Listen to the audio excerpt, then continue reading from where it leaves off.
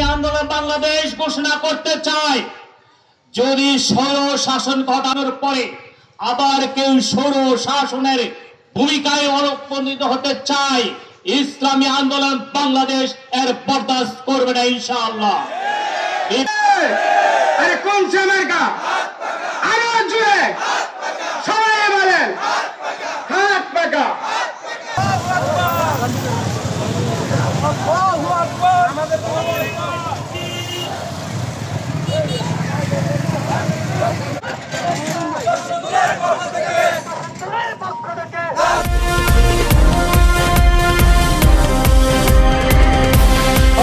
নির্বাচনের পরে যখন ৭২ সালে শেখ মুজিবুর রহমান সাহেব দেশে আসলেন, উনি একটা ঘোষণা দিলেন, সারা দুনিয়ার মানুষ পায় সোনার খনি, হীরার খনি, তেলের খনি, আমি পেয়েছি চোরের খনি।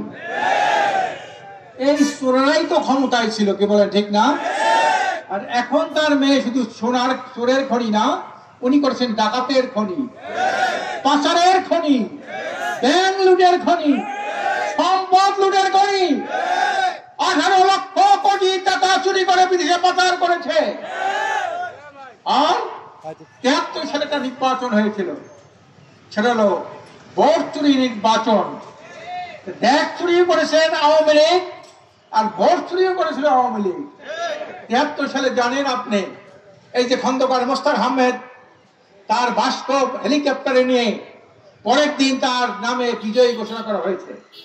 জাসদের প্রতিষ্ঠাতা আহমেদর জলিল, তার বাড়ি আমার বাড়ির পাশে, তখন আমি ছোট ছিলাম।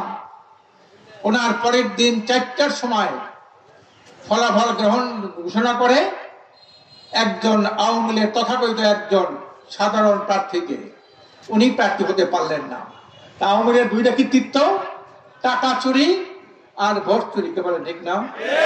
এই দুইটার আমরা তো তার ইতিহাস দেখেছি, ধারাবাহিকতা দেখেছি। আজকের যে ভোট চুরি করছে আওয়ামী লীগ, টাকা চুরি করছে আওয়ামী লীগ, এটা আওয়ামী লীগের সূচনা থেকে তাদের প্রাপ্য অর্জিত গুণ। সংগ্রামী ভাইরা আমার, আজকে দেশ স্বাধীন হয়েছে 53 বছর। 53 বছরের মধ্যে দেশের নেতার পরিবর্তন হয়েছে, দফার পরিবর্তন হয়েছে, বাংলার অনেক রূপের পরিবর্তন হয়েছে, অনেক সরকার কাঠামোর পরিবর্তন হয়েছে। সংসদীয় পদ্ধতি সরকার ছিল, প্রেসিডেন্সিয়াল পদ্ধতি সরকার ছিল, একদলীয় বাকশাল সরকার ছিল, প্রেসিডেন্ট শাসিত সরকার ছিল, সামরিক সরকার ছিল, তত্ত্বাবধায়ক সরকার ছিল, সামরিক সরকার সমর্থিত তত্ত্বাবধায়ক সরকার ছিল। কিন্তু কোন সরকারের আমলে দেশ জাতি তো মানব তথা মানবতার কোন মুক্তি দিতে পারে নাই। গ্রামে রক্তে সারা বাংলাদেশে রঞ্জিত করেছেন। সেই মুহূর্তে এই স্বৈর শাসনকে হটানোর জন্য সর্বপ্রথম পীর সাহেব চরমনার নেতৃত্বে এদেশের মানুষকে সামনে নিয়ে সেদিন ঢাকার রাজপথে আমাদের নায়েবের আমির সেদিন কারফিউকে ভঙ্গ করেছেন। তাই যখন স্বৈর শাসন 5 তারিখ বিতাড়িত হয়েছেন, এদেশের মানুষ দেখেছেন সেদিন এক স্বৈর শাসন বিদায় নিয়েছেন। এক স্বৈর শাসন বিদায় নেওয়ার পরে সারা বাংলাদেশে আবার নতুন করে লুটপাট দখলের রাজনীতি শুরু হয়ে গেছে। আজকে ইসলামী আন্দোলন বাংলাদেশ ঘোষণা করতে চায়, যদি স্বৈর শাসন ঘটানোর পরে আবার কেউ স্বৈর শাসনের ভূমিকায় অবতীর্ণ হতে চায়, ইসলামী আন্দোলন বাংলাদেশ এর বরদাস্ত করবে না ইনশাআল্লাহ। বিপ্লবী জনতা, আপনারা জানেন আজকে দেখেছেন গতকালকে ঢাকার বাইতুল মোকাররমে মসজিদে যে ওই রঙ্গাকাণ্ড ঘটিয়েছে, এইটা আমরা ধিক্কার জানাই। আপনারা দেখেছেন বাংলাদেশের পার্বত্য চট্টগ্রামকে একই সন্ত্রাসী গ্রুপ আমাদের পার্শ্ববর্তী, যেটাকে বলা হয় শত্রু রাষ্ট্র, মুসলমানদের শত্রু রাষ্ট্র, সেই ইন্ডিয়া চক্রান্তে আজকে বাংলাদেশের পার্বত্য চট্টগ্রামকে বাংলাদেশ থেকে আলাদা করতে চায়।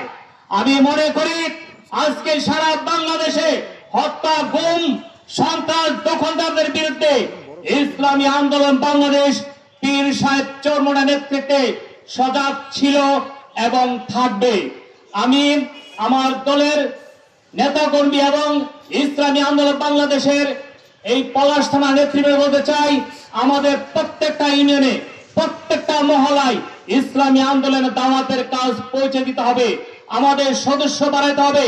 প্রয়োজন আমাদের কেন্দ্র থেকে নির্দেশনা আসছে, আমাদের মহিলা ইউনিট গঠন করতে হবে। এইরকম ভিডিওগুলো নিয়মিত পেতে বেঙ্গল টিভির ইউটিউব চ্যানেলটি সাবস্ক্রাইব করুন এবং ফেসবুক পেজটি ফলো করুন। বিক্ষোভ মিছিলের মাধ্যমে ঢাকায় এই সমস্ত গণহত্যার বিচার চেয়েছিল ইসলামী আন্দোলন বাংলাদেশ। 5ই আগস্টের পূর্বে 14 জুলাই থেকে 19 জুলাই, 18 জুলাই ঢাকায় যে বিপ্লব হয়েছে, এই বিপ্লব করেছে ইসলামী আন্দোলন বাংলাদেশের আমির, মোহতারাম আমির পীর সাহেব চরমনাই। আমরা সামনে থেকে দেখেছি পীর সাহেব চরমনাইয়ের কুতুবয় সৈনিকেরা যেভাবে মাঠে ময়দানে নেমেছিলেন। তারা যুদ্ধে রক্তক্ষয়ী যুদ্ধের মাধ্যমে, বুলেটের মাধ্যমে, জীবনের বিনিময়ে এই 5ই আগস্ট স্বৈর শাসককে হটিয়ে দিয়েছিল, ঠিক কিনা? আপনারা জানেন বর্তমানে মিডিয়ার যোগ কোনো কিছুই গোপন নেই। আপনার আমার শায়েখ নায়েবে আমির ইসলামী আন্দোলন বাংলাদেশের সৈয়দ ফয়জুল করিম, তিনি সর্বপ্রথম বাংলাদেশের মধ্যে তিনি এই যেভাবে তাগুতকে হটিয়ে যেই হরতাল অবরোধ সেই দিয়েছিল, আপনার কারফিউ দিয়েছিল, এই কারফিউ প্রথম বন্ধ করেছিল নায়েবে আমির মুফতি সৈয়দ মোহাম্মদ ফয়জুল করিম, ঠিক কিনা? লেভেল প্লেইং ফিল্ড এটা সবসময় আসে না। স্বাধীনতার পর থেকে এখন গত 5ই আগস্টের পরে যে বাংলাদেশ আমরা পেয়েছি, আমি বাংলাদেশের এই ভূখণ্ডের ইতিহাস যতটুকু জানি, এরকম অবস্থা এই ভূখণ্ড ইতিপূর্বে পায় নাই। এখন ফল ঘরে তোলার এই মুহূর্তে আমাদেরকে এখনো দ্বীনি অঙ্গনের অনেক ভাইয়েরাও বিভিন্ন রকম বিভ্রান্তির মধ্যে পড়ে আছে। এখানে ওলামায়ে কেরাম আছেন, যারা দায়িত্বশীল আছেন, নেতৃবৃন্দ আছেন, সকলে পবিত্র কোরআনের কিছু আয়াতকে, আহ্বানগুলোকে আপনারা সকলের মধ্যে, গণমানুষের মধ্যে ছড়িয়ে দিয়ে একটা গণজাগরণ আমাদেরকে সৃষ্টি করতে হবে। খুব সহজ কথা তাদের সামনে উপস্থাপন করেন সূরা সফের 9 নম্বর আয়াত, যেখানে আল্লাহ বলছেন, হুয়াল্লাযী আরসালা রাসূলাহু বিল হুদা ওয়া দীনিল হক লিইয়ুযহিরাহু আলা দ্বীনি কুল্লিহি ওয়ালাউ কারিহাল মুশরিকুন। আল্লাহ তার রাসূলকে দিয়ে দ্বীনে হক সহকারে পৃথিবীতে পাঠিয়েছেন কি জন্য? বিজয়ী আদর্শ হিসেবে দ্বীনকে প্রতিষ্ঠা করার জন্য। আল্লাহ তাআলা সূরা আলে ইমরানে বলছেন, ইন্না দীনা ইনদাল্লাহিল ইসলাম। এভাবে দ্বীন শব্দটা বহু জায়গায় কোরআনে আসছে। আমি একটা মাত্র সোর্স আপনাদের সামনে উপস্থাপন করব। বাংলাদেশ বিশ্ববিদ্যালয় মঞ্জুরি কমিশন, ইউজিসি, তাদের পক্ষ থেকে একটা পিএইচডি থিসিস পাবলিশ করেছে, যেটার নাম হচ্ছে তুলনামূলক ধর্মতত্ত্ব মুসলিম মনীষা। এই বইয়ের মধ্যে, এই গবেষণা কার্যের মধ্যে দেখানো হয়েছে, দ্বীন শব্দ বলতে ধর্ম বোঝানো হয় না। আমরা ইসলামকে অনেকে বুঝেছি ধর্ম হিসেবে।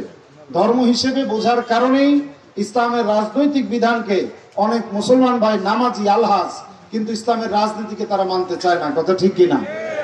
এই জন্য আমাদেরকে এই বিষয়টাকে তাদের সামনে উপস্থাপন করতে হবে যথাযথভাবে। যে ব্যক্তি মুসলমান, সে কোনোভাবেই ইসলামের রাজনীতিকে অস্বীকার করতে পারে না।